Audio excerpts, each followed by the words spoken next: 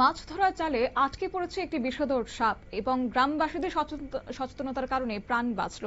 মাছ ধরার জালে এই বিষধর সাপকে না মেরে উদ্ধারকারী দলের হাতে তুলে দিয়ে অনন্য মানবিকতা এবং পরিবেশ সচেতনতার নজির গড়েছে গ্রামবাসীরা।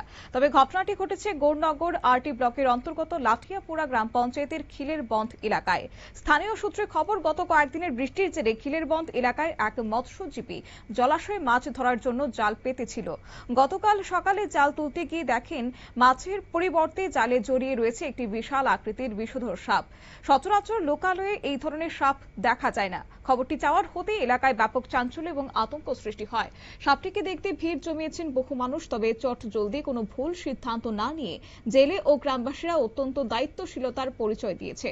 তারা সাপটিকে আঘাত না করে কুমারঘাট মহকুমার বন্যপ্রাণী সুরক্ষা নিয়োজিত এনজিও সংস্থা এনিম্যাল এইড অ্যালায়েন্স ওয়েলফেয়ার সোসাইটিকে খবর দেন এবং খবর পেয়ে অত্যন্ত দ্রুততার সাথে ঘটনাস্থলে ছুটে আসেন সংস্থার সদস্যরা। ডক্টর গৌতম মল্লিকের নেতৃত্বে সুরজ মালাকার, অনুপ দেবনাথ, মৃদুল ঘোষ, প্রদীপ দেবনাথ, সাগর দেবনাথ এবং রাহুল দেব সহ উদ্ধারকারী দল তারা ছুটে আসেন। কি বললেন এই প্রসঙ্গে সংস্থার সদস্য ডক্টর গৌতম মল্লিক, শুনুন।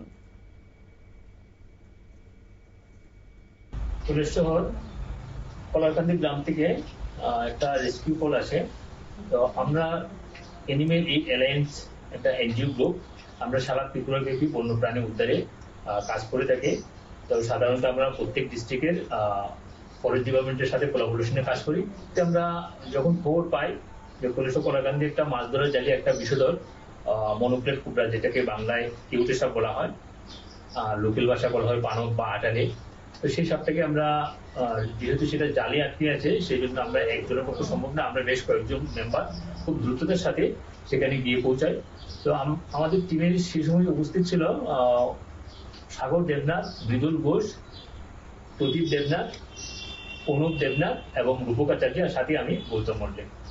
তো সাথে সাথে আমরা গিয়ে সাপটা কিছুটা ইনজুর্ড অবস্থায় ছিল এবং গ্রামবাসী যথারীতি সাপটাকে দেখিয়ে রেখেছিল। তারা কোনো ধরনের সাপটিকে ক্ষতি করার চেষ্টা করেনি।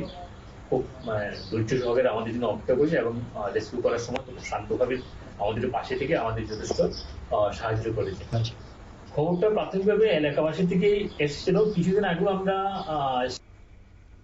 ডক্টর গৌতম মল্লিক তিনি গ্রামবাসীদের এই চিন্তা ভাবনায় প্রশংসা করেছেন এবং পাশাপাশি তিনি সর্বসাধারণের উদ্দেশ্যে বার্তা দিয়ে বলেন, কখনো কোনো বন্যপ্রাণী অবান্তরভাবে লোকালয় বা বাড়িঘরে ঢুকে পড়লে তাদেরকে যেন না মারা হয়। অবিলম্বে নিকটস্থ বন দপ্তর অথবা তাদের এনজিও সংস্থাকে খবর দিলে তারা ত্রিপুরা জুড়ে দিন রাত 24 ঘন্টা বন্যপ্রাণী উদ্ধারের পরিষেবা দিয়ে যাচ্ছেন এবং আগামী দিনেও এইভাবেই দিয়ে যাবেন বলে জানানো হয়েছে।